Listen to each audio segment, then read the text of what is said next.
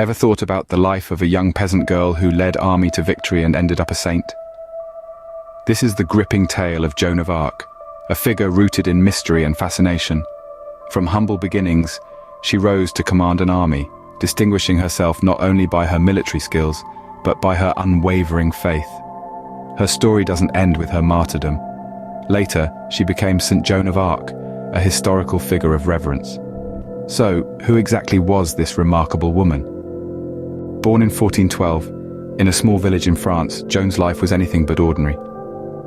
She was the daughter of Jacques d'Arc and Isabelle Romay, hard-working peasants who instilled in their children the values of piety and humility. Joan was not born into the lap of luxury, nor was she privy to the comforts of the aristocracy. She knew the rigors of farm life and the responsibilities of a shepherdess.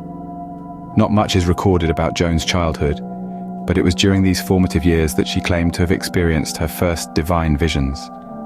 At the tender age of 13, she started hearing voices, which she identified as St. Michael, St. Catherine, and St. Margaret. These voices, she claimed, were sent by God, guiding her, advising her, and ultimately leading her to a path that was far from ordinary. Joan's simple, rustic upbringing and her profound spiritual experiences seemed to be worlds apart. Yet, it was this unlikely combination that forged a character as intriguing and enduring as Joan of Arc. She was a simple shepherdess with divine visions, a young girl with a heart aflame for her country, a humble peasant who would become a pivotal figure in the 100 Years' War. These divine visions not only shaped Joan's life, but they would also change the course of history. From the pastures of Domremy to the grand halls of French royalty, Joan's story is a testament to the extraordinary potential that lies within the seemingly ordinary. At just 17 years old, Joan convinced the French prince to let her lead an army to lift the English siege of Orleans. A mere teenager, Joan of Arc stood before the future King Charles VII, and with a fierce conviction, she persuaded him to entrust her with the responsibility of leading the French army. Can you imagine that? A 17-year-old girl in the 15th century leading an army into battle. But Joan was no ordinary girl. Joan's military journey was marked by her audacious spirit. She was not just a figurehead, but a leader with a strategic insight that belied her age and experience. At the forefront was the Siege of Orleans, a battle that would prove pivotal in the 100 Years' War. The city of Orleans had been under English siege for months. The French forces were demoralized, the city's defenses were weakening, and victory seemed a distant dream. Enter Joan, a beacon of hope in the bleak landscape. Joan's approach to the siege was not just about brute force. She believed in the power of strategy, in the importance of planning. She revitalized the French forces, inspiring them with her unwavering faith and bravery. Joan led several assaults against the English fortifications, displaying a courage that was contagious. But it was her insight that truly shone. Joan knew that the English held a strategic fort, the fort of Tourelle, which controlled the bridge over the Loire River.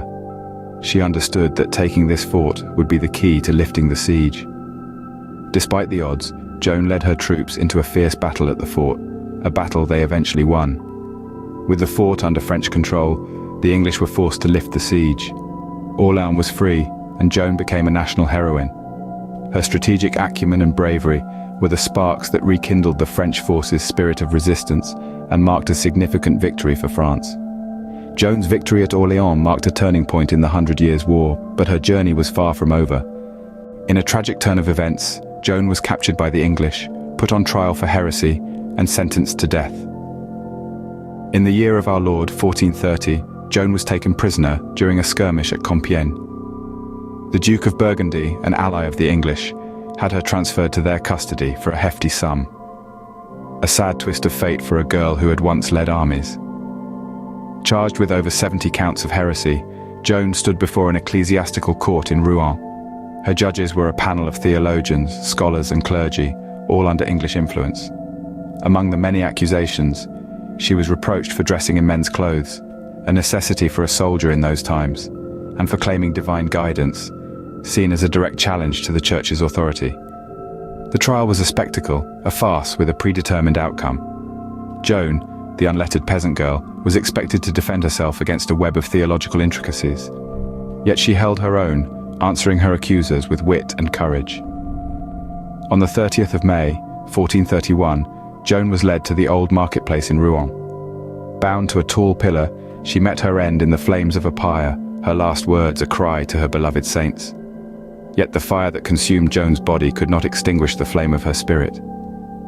Even in death, Joan's spirit remained unbroken. 24 years after her execution, Joan was declared a martyr.